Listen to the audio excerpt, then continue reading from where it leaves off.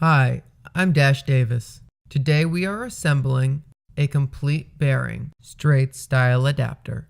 Make sure you have all of your components, including your inner bearing with O-ring, your saddle O-ring, your bushing with lock nut,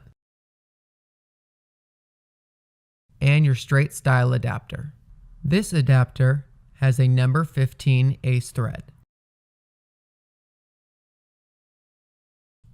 First, insert your inner bearing into the adapter.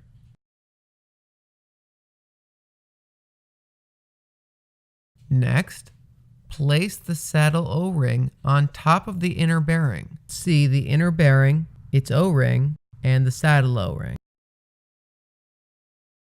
Now screw the bushing into the ace thread.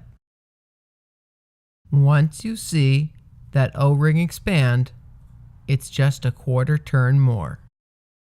Tighten the lock nut.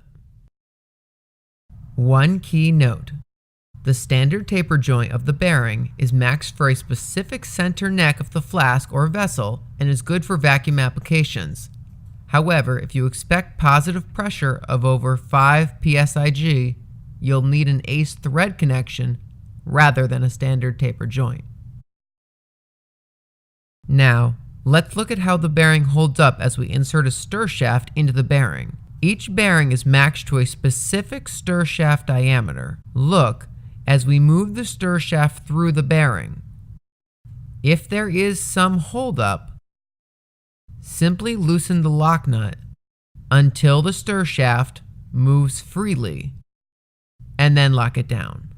If the bearing stays in place, but the stir shaft moves freely, you're done.